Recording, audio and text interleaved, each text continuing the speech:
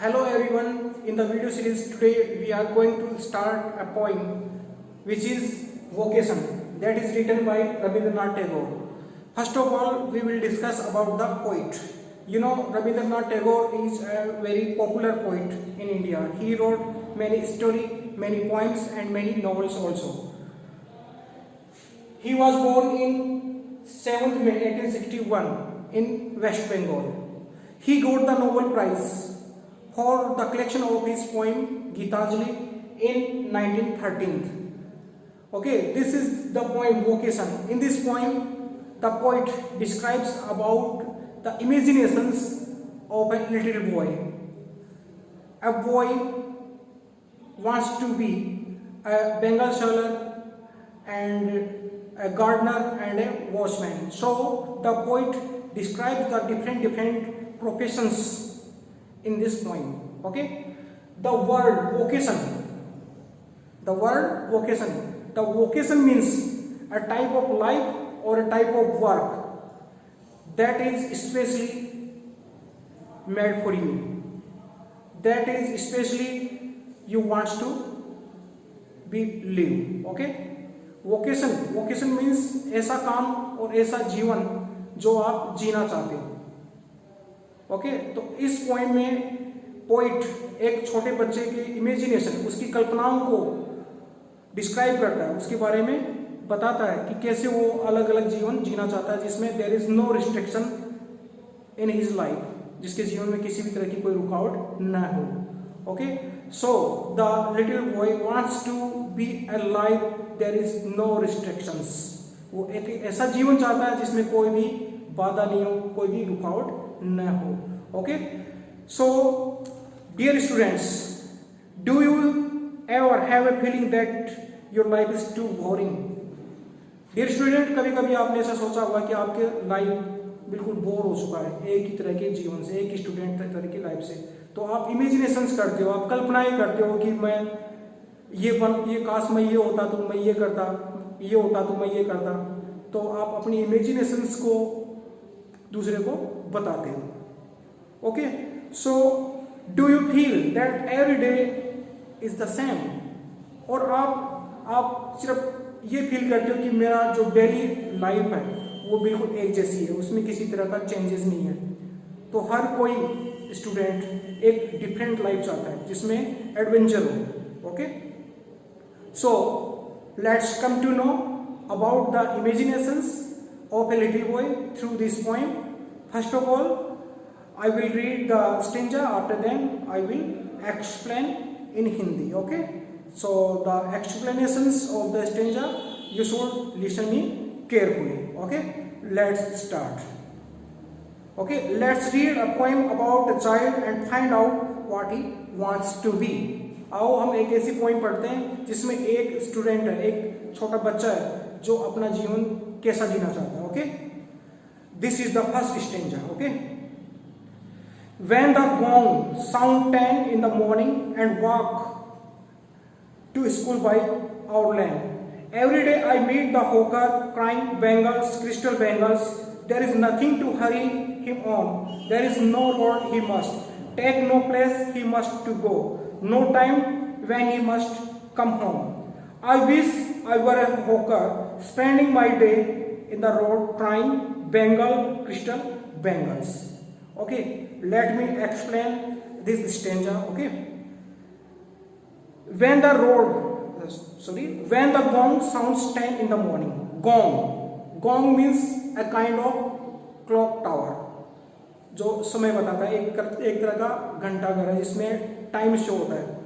तो वो clock tower है, वो 10 बजे बजता है मॉर्निंग में, जब मेरे स्कूल जाने का टाइम होता है, जब मैं अपनी स्ट्रीट से, अपनी गली से स्कूल जाता हूँ.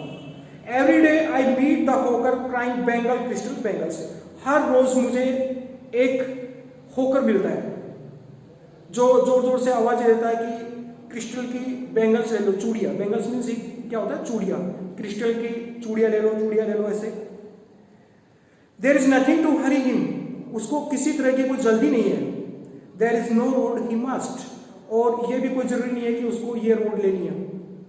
जहां भी उसका मूड होता है उसी रोड में वो अपनी बेंगल्स को बेचने के लिए निकल जाता है. Take no place he must go to, और ऐसा कोई जगह नहीं है जहां उसको जाना चाहिए। ओके, वो किसी तरह से बाउंड नहीं है।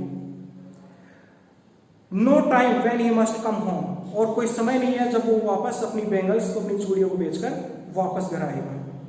सो आई विश आई वर ए होकर, तो लिटिल बॉय अपनी इमेजिनेशन क्या बता रहा है? आई विश आई वर ए होकर, काश कि मैं एक होकर होता, चूड़िया बेचने वाला एक होकर होता, बैंगल सेलर होता। Spending my day in the road crime bangles, crystal bangles, मैं अपना पूरा दिन रोड के ऊपर यह बोलते हुए बिताता कि क्रिस्टल की चूड़ियां ले लो, क्रिस्टल की चूड़ियां ले लो। Okay, this is the explanation of this stanza. Okay, next stanza. When at 4 in the afternoon I come back from the school, जब दोपहर में मैं 4 बजे स्कूल से वापस लौटता हूँ, I can see through the gate of that house the gardener digging the ground, तो मैं गेट के बीच में से देख सकता हूँ कि एक गार्डनर है, किसी घर के अंदर एक गार्डनर है, एक माली है जो ग्राउंड को डिगिंग कर रहा होता है, उसको खोद रहा होता है। He does what he likes with his spade, he soils his clothes with dust, he does what he likes with his spade. Spade means एक तरह का गड्ढा खोदने का इंस्ट्रूमेंट होता है। Okay, grub the dig, he does what he likes with his grub means वो अपने फावड़े से जो कुछ भी करना चाहता है वो करता है।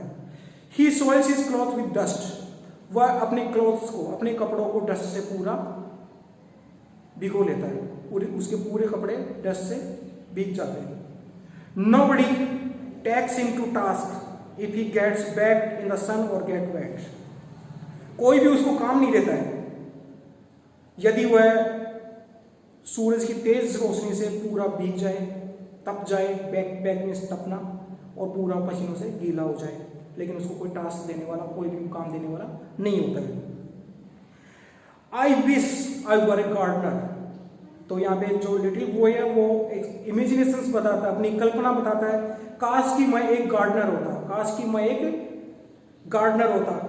Digging away at the garden with nobody stop me from digging, और मैं गार्डन के अंदर डिगिंग कर रहा होता, बगीचे के अंदर गड्ढा खोद रहा होता, और कोई भी मुझे गड्ढा खोदने से रोक नहीं पाता। काश कि मैं एक गार्डनर होता। I wish I were a gardener. So in this stanza the poet describes the profession of a gardener. Okay, so in this point, in this stanza the little boy wants to be a gardener. Okay, let's come to know about the third stanza. Just as it gets dark in the evening and my mother sends me to bed, तभी evening में अंधेरा हो जाता है और मेरी माँ मुझे सोने के लिए भेजती है। I can see through my open window, तो मेरा जो रूम है, स्टडी रूम है, मेरा जो लिविंग रूम है, उसमें से मैं अपनी विंडो से बाहर देखता हूँ। The watchman walking up and down, तो मुझे एक वॉचमैन दिखाई देता है, एक पहरेदार दिखाई देता है जो अप एंड डाउन, आगे पीछे घूम रहा होता है। The land is dark and lonely, land here, land means street, वो स्ट्रीट है बिल्कुल अंधेरी है और बिल्कुल लोनली, लोनली मीन्स शांत। Okay, and the street lamp stand like a joint with one red I in its hand. तो dear students, street के अंदर स्ट्रीट लाइट्स होती है, उसके ऊपर एक लाइट लगी होती है, तो वो स्ट्रीट लाइट होती है, वो इतनी बड़ी होती है, वो एक जाइंट की तरह, एक राक्षस की तरह, एक दैत्य की तरह वो दिखाई देती है।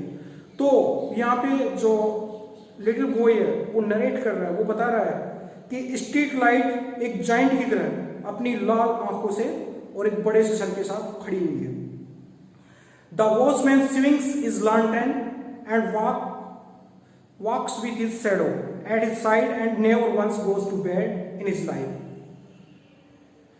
The watchman swings his lantern, तो जो वॉचमैन होता है अपने साथ एक लैंटर्न लेकर चलता है।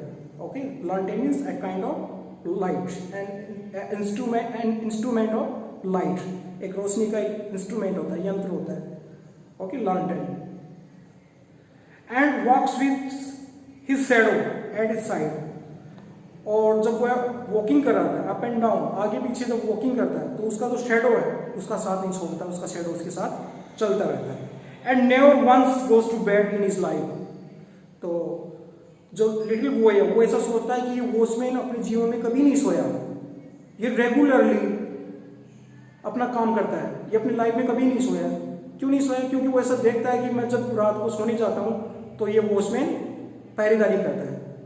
ओके, स्ट्रीट के अंदर घूमता रहता है. तो छोटा बच्चा लिटिल बॉय ये सोचता है कि ये वॉचमैन है, अपनी लाइफ में कभी भी इसने रेस्ट नहीं किया, अपनी लाइफ में कभी भी ये सोया नहीं है. आई wish I were a watchman. तो वो अपनी इमेजिनेशन बताता है कि काश कि मैं एक वॉचमैन होता, एक पहरेदार होता. Walking the streets all night. मैं पूरी रात भर गलियों के अंदर वॉकिंग कर रहा होता, गलियों के अंदर घूम रहा होता. Chasing the shadows with my lantern. मैं अपनी शेडो को, अपनी परछाई को अपनी लांटेन के साथ अपनी शेडो को पकड़ने की कोशिश कर रहा होता, अपनी शेडो का मैं पीछा कर रहा होता. So in this poem the poet describes about the professions, okay, about the profession of different persons, and the little boy wants to live a life of a bangle seller, a gardener, and a watchman. There is no restrictions, okay. Why? Because he wants to be a life, there is no restrictions. क्योंकि वो एक ऐसा जीवन जीना चाहता है जहाँ पे किसी तरह का कोई रिस्ट्रिक्शंस नहीं हो, किसी तरह की कोई रुकावट नहीं हो, किसी तरह की कोई बाधाएं नहीं हो. ऐसा जीवन वो जीना चाहता है. Okay, I hope you can understand the main theme of this poem. So dear students, you should read this poem, recite this poem again and again, and try to understand the main theme, the central idea of this poem. Okay, in the next video we will discuss about the exercise of grammar. Okay, till then, bye bye.